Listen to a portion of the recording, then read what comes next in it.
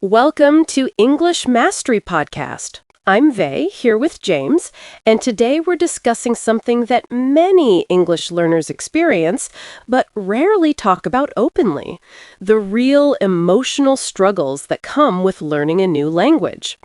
We have a special guest today, Maya, who's been learning English for several months and wanted to share her honest story about the challenges she's faced. James, before we hear from Maya, I think it's important to acknowledge that language learning involves much more than just grammar rules and vocabulary lists. There are genuine psychological and emotional aspects that textbooks completely ignore, and today we want to shine light on those experiences. Absolutely, Vey.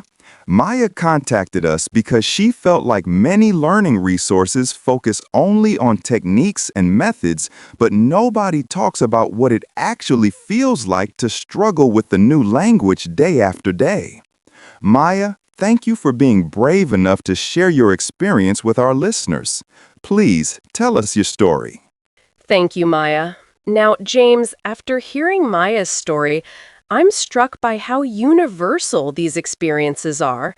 The fear of speaking in that first class, the frustration of forgetting everything you studied, the painful comparisons to other students. These aren't signs of weakness or inability. These are normal parts of the language learning process that deserve acknowledgement and support. Maya mentioned feeling frozen when the teacher said hello on her first day, and that resonates with so many learners.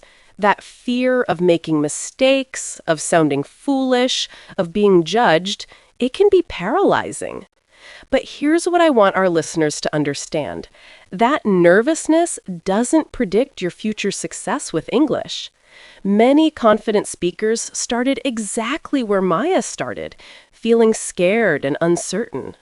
The difference is that they pushed through those uncomfortable feelings repeatedly until speaking became more natural. Maya also talked about the frustrating cycle of studying hard, feeling like you've learned something, then having your mind go completely blank when you try to use that knowledge. This happens because there's a difference between passive knowledge and active recall, especially under pressure. That's such an important distinction, Vey. And Maya's feelings about comparing herself to other students really highlight how isolating language learning can feel. When you see someone else answering questions confidently or laughing easily with the teacher, it's natural to wonder why your progress feels so much slower or more difficult. But what Maya couldn't see was that confident classmates' private struggles, their practice time at home, or their own moments of doubt and confusion. Everyone's language learning journey has different challenges and different timelines. The comparison trap makes everything feel more discouraging than it needs to be. I was also moved by Maya's description of feeling misunderstood by family members who questioned why she was working so hard to learn English. That kind of isolation, wanting to improve yourself but not having support from the people closest to you, adds another layer of difficulty to an already challenging process. Maya's dreams of traveling, making international friends, and understanding movies without subtitles are completely valid and worthwhile goals. But pursuing those dreams while feeling alone in your efforts takes tremendous courage and determination. James, that family dynamic is something many learners face but rarely discuss openly. When the people around you don't understand your motivation or minimize your efforts, it can make you question whether your goals are worthwhile. But Maya's vision of what English could bring to her life, travel opportunities, cross-cultural friendships, entertainment without barriers, those are powerful motivators that justify the temporary discomfort of learning. What I want to emphasize to our listeners is that Maya's story demonstrates something crucial. The small victories matter tremendously.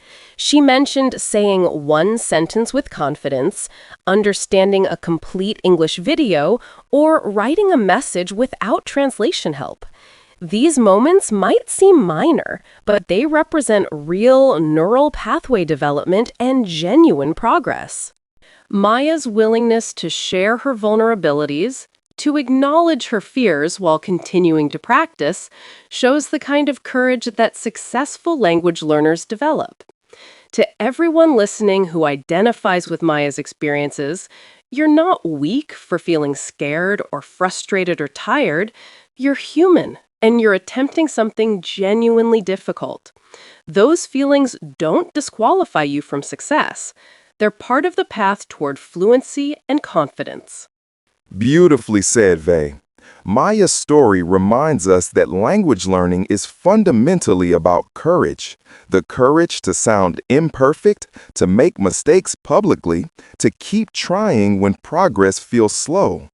It's about celebrating incremental improvements and trusting that consistent effort leads to transformation, even when you can't see dramatic changes day by day. To our listeners who recognize themselves in Maya's experience, you're not alone in these struggles, and these feelings don't mean you're failing. They mean you're pushing yourself beyond your comfort zone, which is exactly where growth happens. Keep practicing, keep showing up, and remember that every accomplished English speaker went through similar challenges. Your story matters, your progress counts, and your persistence will pay off.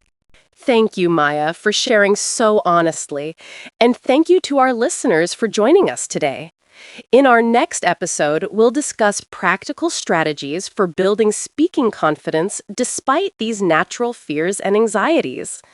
Until then, be patient with yourself and keep moving forward.